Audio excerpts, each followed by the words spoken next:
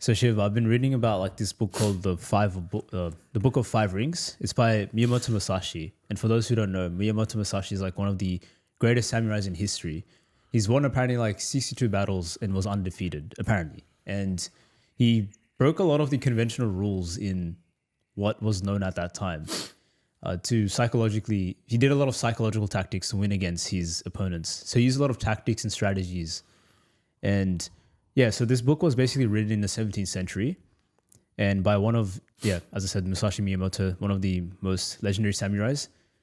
And the value in the content in the book is timeless. Like the wisdom that he's given is so applicable even to this day. And so I just thought we'd just go over some of the concepts. And what's interesting as well, if you don't know, is that Joe Rogan is also like, he has an episode where he talks about, he has a tattoo and it's of Miyamoto Musashi. And he actually read this book, which inspired him to this day. Yeah. It's a great, I haven't read the book. It's my to read, if that's the right term to use. But yeah, there's a lot of legacy behind Miyamoto Musashi and a lot of history behind him that I think a lot of people don't know, but it actually inspires not just us, but it's inspired your Bruce Lees, it's inspired your Mike Tysons, etc. to, think of leadership, personal growth, tough times, adversity. But touching on like Miyamoto Musashi, like it was at a time where honor, in the Japanese culture, if we think about it, like honor, integrity, fighting by the rules, by the book, essentially, and then having someone come in and challenge that and show unconventional ways of fighting, but still staying true to the honor as well it's quite interesting, and then introducing like new concepts, new warfare, like the dual wielding sword, or I think he fought with like a log, like just a big log, and just beat people up with that. So yeah, it was quite interesting. I think it'll be a really good book to read one day, and actually a really good book to decipher a bit more in the near future. Yeah, definitely. And I think like majority of the things he talks about is like discipline and like taking initiative. And the concepts in the book is like applicable not just to yourself, but also like in business or just leadership and personal growth. Have you read the book? I've read summaries and watched some videos about it, but I'm getting the actual book like soon. Oh, nice. To read it properly. Share it with me when you can. Yeah, of course. So I'm just going to start off with one of his quotes, which is that you must understand that there is more than one path to the top of the mountain. So that's one of the quotes in Miyamoto Musashi's Book of Five Rings. And so I guess the way to interpret this is that Musashi's core belief is that success isn't limited to just like a single strategy. Like the conventions we're taught at school or like our parents teach us, through adulthood and through the internet, we've learned that path of going to school, getting good grades, being married, and then having a career or something, it's not just the only way to get to success. There's so many different alternatives of getting there. And I guess part of it is like thanks to the internet and many other innovations that we've had. So in this, like he talks about whether it's like swordsmanship or business or life, he says that there's multiple ways to achieve a goal.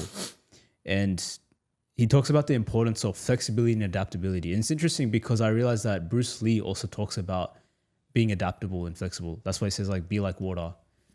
And yeah, so that's like one of the themes in this. And I guess that's what his quote is trying to emphasize on.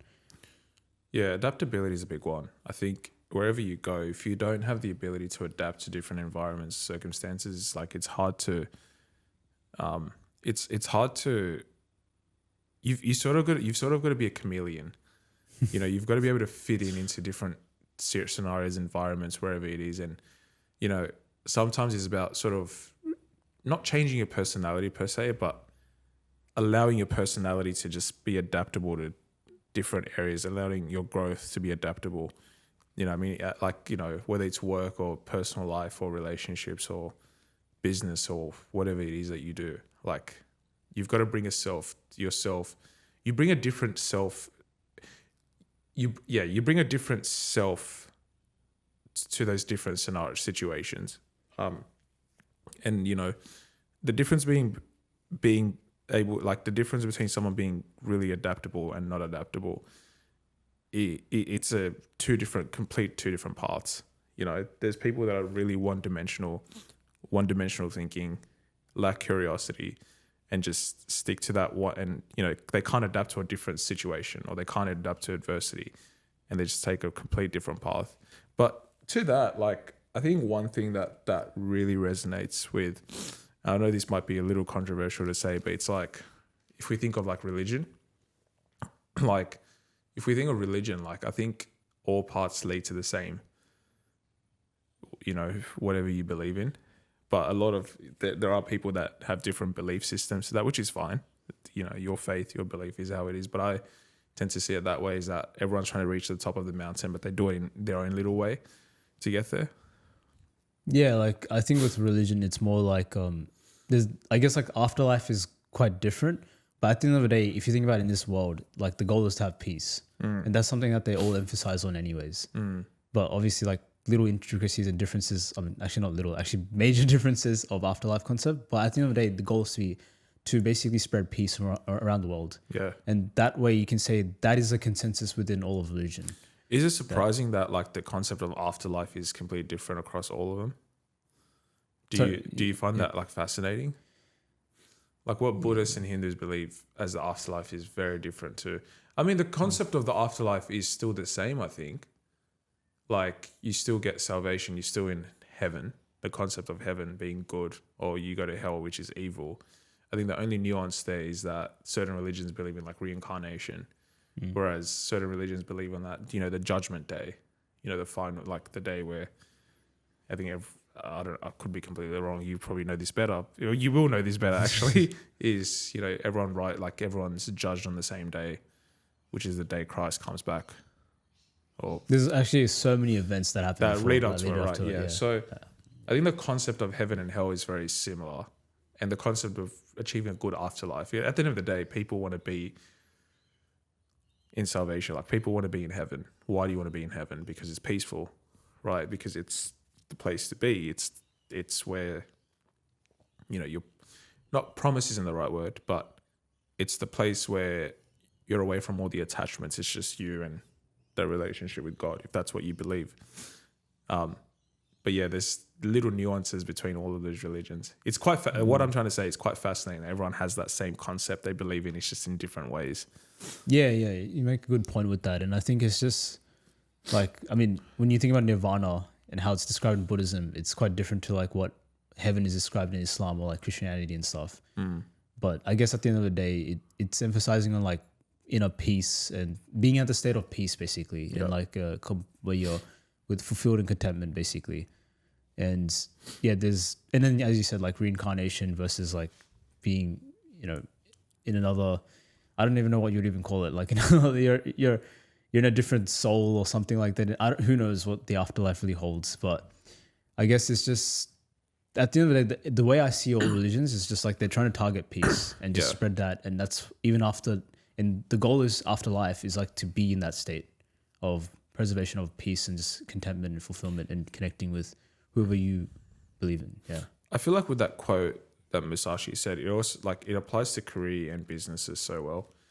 Like a lot of people, if we look at the attitude towards, you know, influencers, let's say, or the attitude towards someone that works a 9 to 5 or someone that's an entrepreneur, the basis of success across all three is very different, but there is a level of success that you can achieve.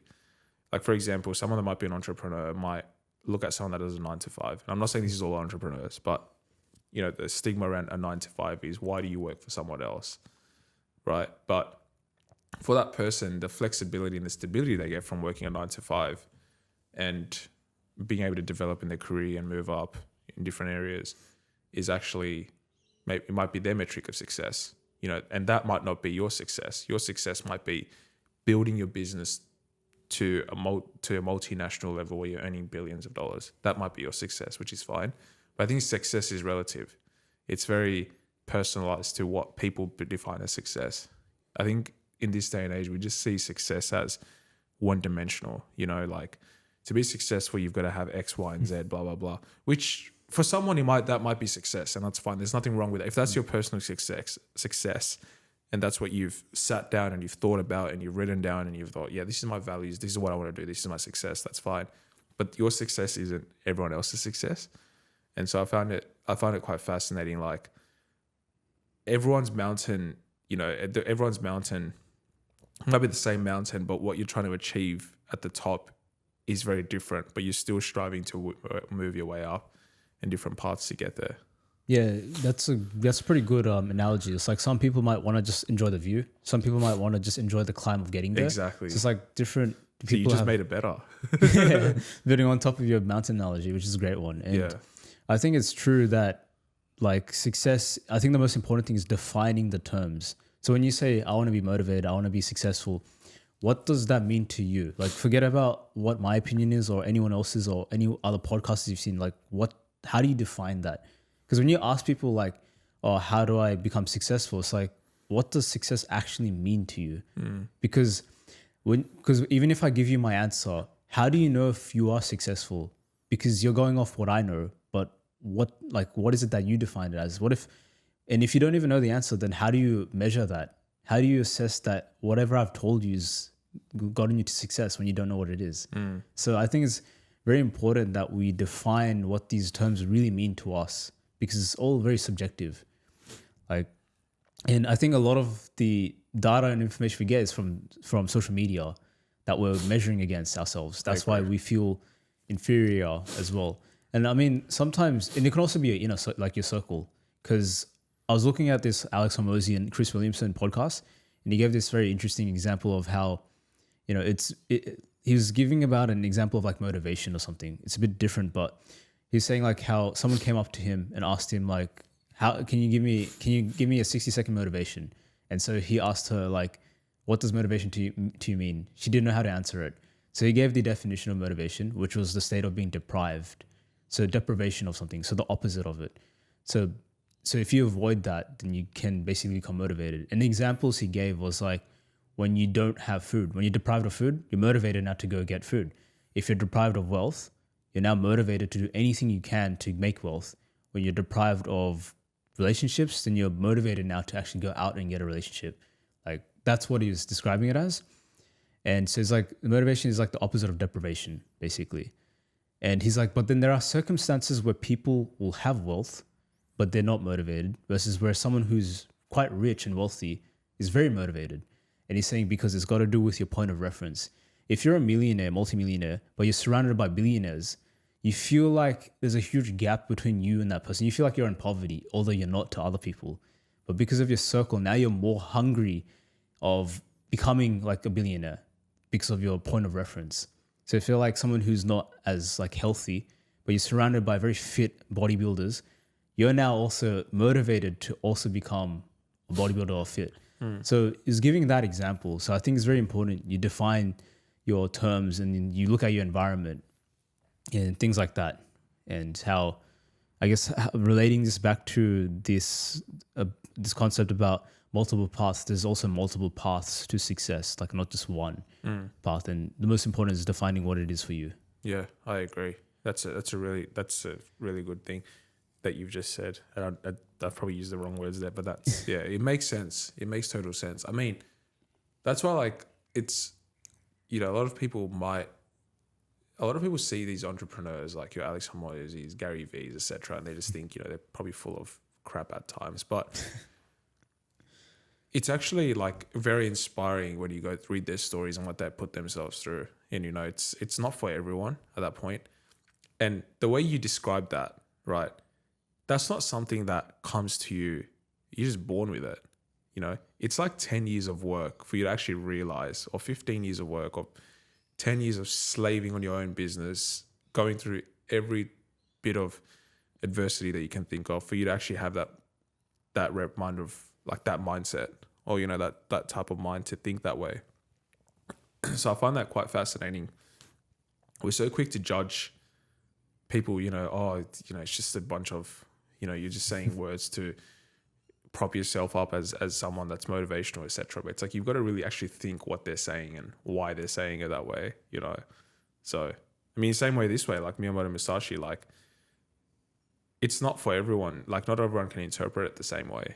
Someone might interpret the quote completely different. Someone that's very one-dimensional and hasn't actually thought of different perspectives in life, But as experiences go on, you start to see things very differently. Yeah, and you know what's interesting as well? Like one of my favorite quotes from him is that he says that to think lightly of yourself and deeply of the world, especially because that Whose quote is that? Miyamoto Musashi's.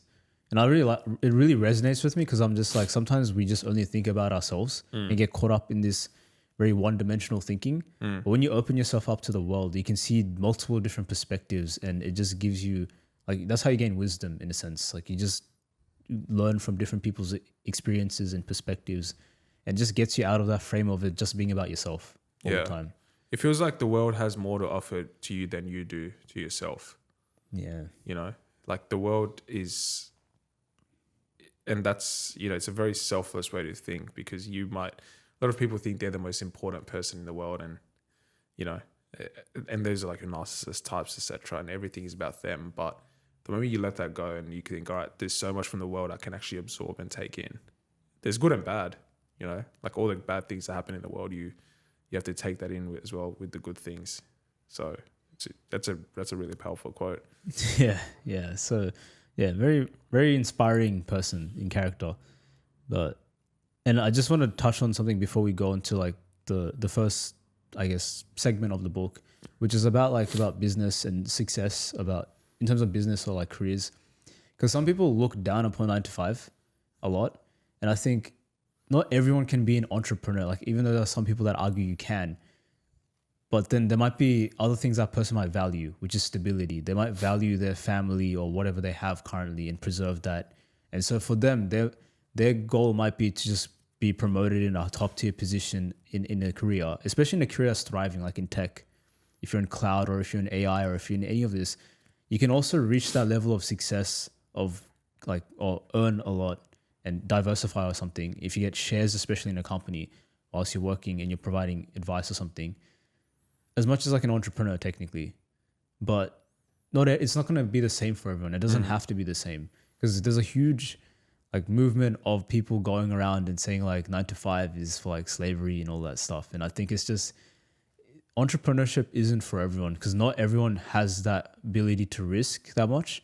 And some people are probably just better off being as like people that would be more of the receiving end of leadership. They're not in a position of being a leader. Thank you for saying that. That's so powerful. Yeah, you're right. You're 100% right. I think a lot of these people that that say a 9 to 5 is whatever negative they want to add to it are the ones that have never done a 9 to 5, probably. Or they're the ones that do a retail job that do a few hours and they think that, oh, if I do longer hours of this, I can't. It's just like, this is not sustainable. You're right. Like, so but you said it so well. Some people have to be on the receiving end of leadership.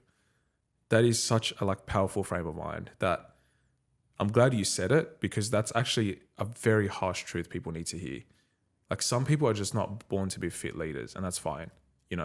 I don't like, would I say I have some leadership traits? I definitely do. But am I ready to be a leader? Probably not. Will I be a leader one day? I don't know. But there's a lot of things I need to work on myself, right?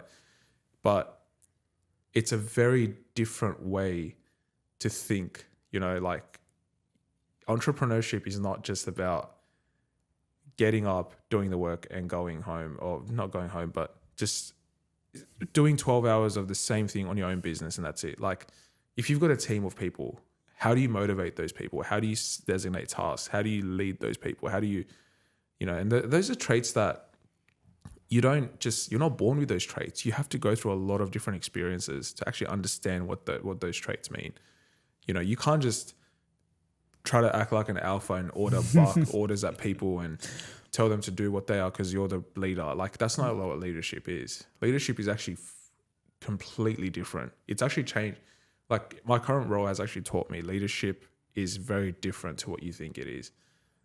Because a lot of as you get higher up, it's a lot about is like managing people, managing relationships.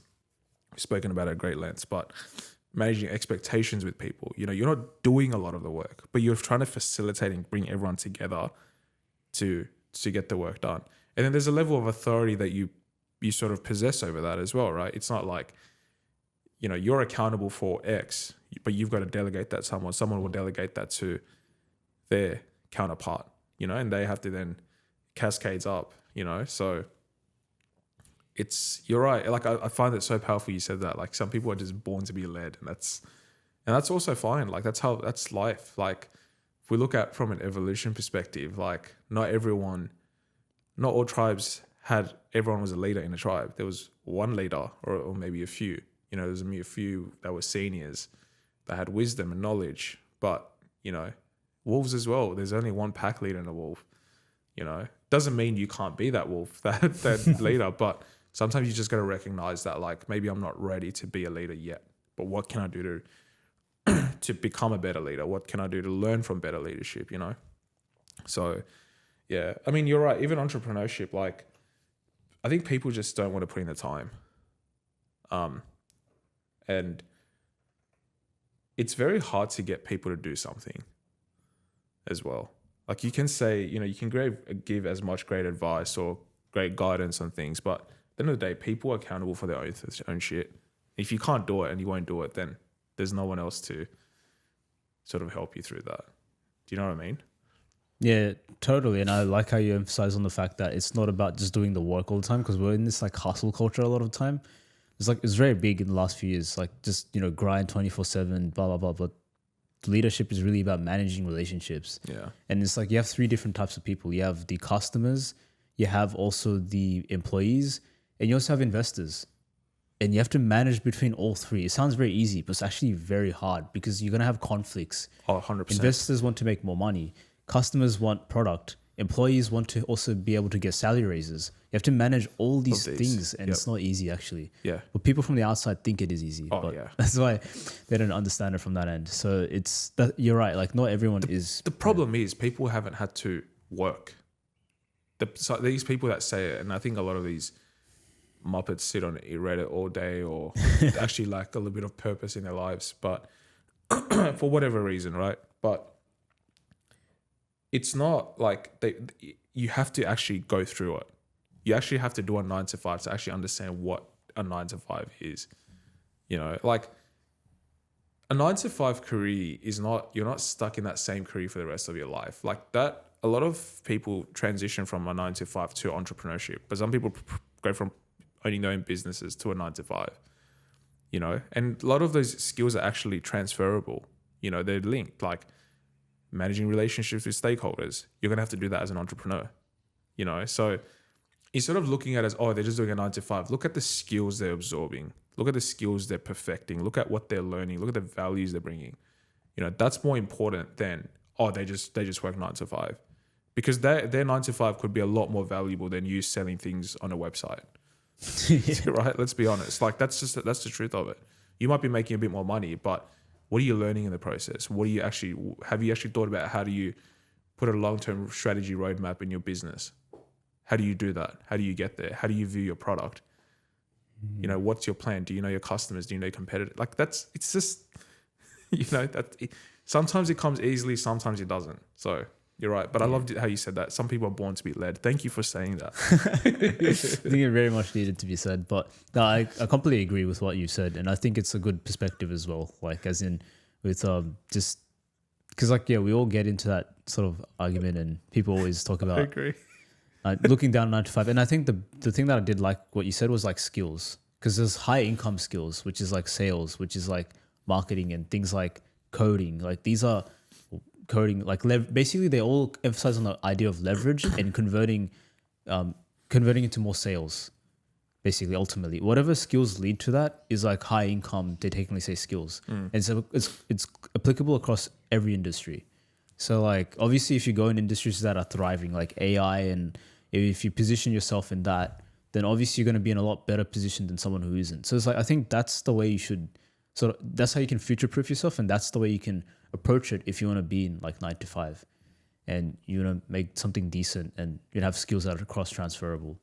So I used to have a very negative view because of all this conditioning from social media, like 9 to 5, you're a slave, blah, blah, blah. And I'm like, and then when I looked at it objectively, I'm like, No, this is just all rubbish. Like at the end of the day, I know some people that are making significantly a lot more, and even if anything, they enjoy what they're doing, and it's like actually future proofing themselves. So, and yeah, there's obviously like entrepreneurs that are successful, but it's not everyone, as we said, is And fit it to be a goes leader. back to Musashi's point, quote, like not like there's different paths to success. So like if success to you is just owning your own business and building your own brand and selling your own thing and whatever, and that's great, do it. But someone else's success might be raising the kids, being present there with their kids, making enough to live comfortably, looking to develop themselves and learn new things and develop within their career. You know, those like that's their success. So you can't. Who are you to say that their success is wrong? Vice versa, they're not going to say your success is wrong. It's just like that's how life is. And you need people. You need I think these people don't understand. Not everyone can be an entrepreneur. Like you need your key essential jobs. You need people out there actually doing things that you wouldn't want to touch, that I wouldn't want to touch. But there are people out there doing jobs that is so critical to the economy. They don't do it. Everything collapses. So instead of maybe taking a hit on them, and thinking that they're slaves to their master or whatever, how about you think about what the effects are, second, third, fourth, fifth order consequences of taking them away and making them an entrepreneur? Yeah. Like taxes, it's not only taxes that run the country. Do you know what I mean? Just because you sell things and you pay $50,000 in taxes a year, yes, that's great, but there's a lot more critical jobs that are required in the like everyone's work is just as important as your role. Like don't consider yourself as the only important person.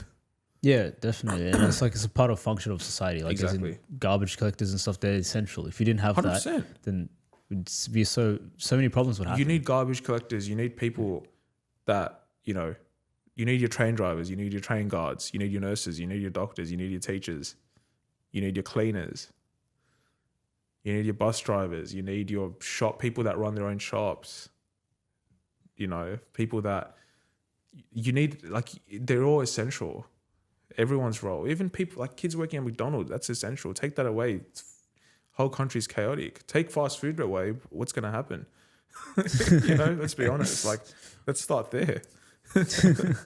So, very negative. Yeah. Social media though, that's what it is. Yeah, social media, and I think it's really made people have very different perspectives. Get off social media for a month. That's what I would recommend to people.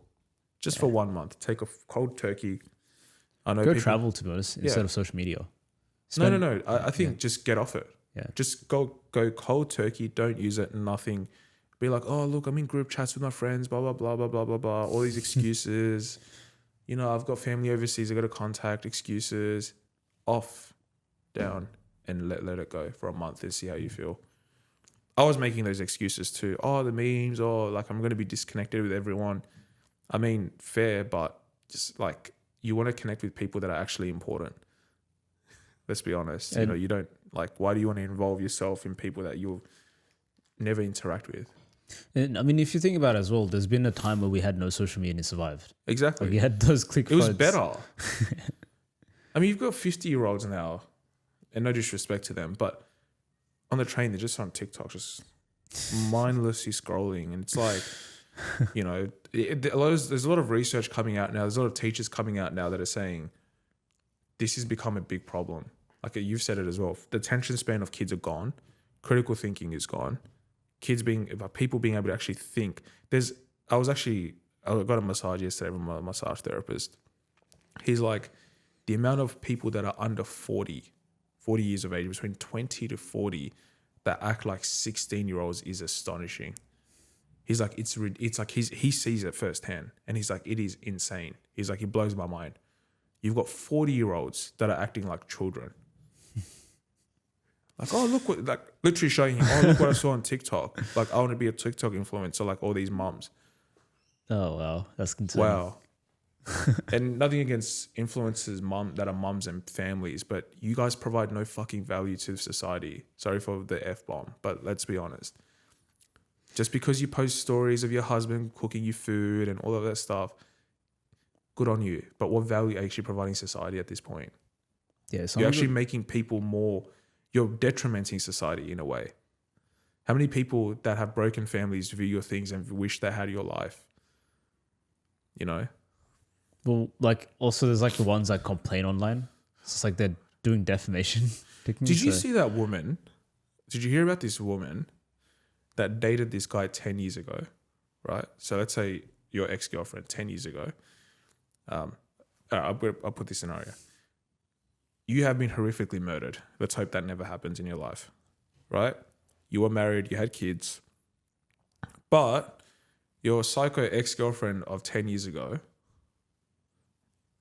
writes a book and goes on TikTok and posts hundreds of videos of how much, like, essentially makes money off your death. Someone that you never interact, like you haven't interacted with her in 10 years. You're telling, like, and she's making money off your death. Telling her, like, writing a book on your life. And you probably dated her for a year. Yeah, I think I know what you're talking about. And your widowed wife and kids and family are telling her to stop. Please stop. You did not know him. And she continues doing it. That's the level of narcissism we're dealing with on these platforms. Yeah, I think, like, to be honest, these days, ethics and morals have gone out the window. Yeah, it has. Like, people have no sense of, like, what makes a human is not even there anymore. We're just animals. Critical thinking's gone.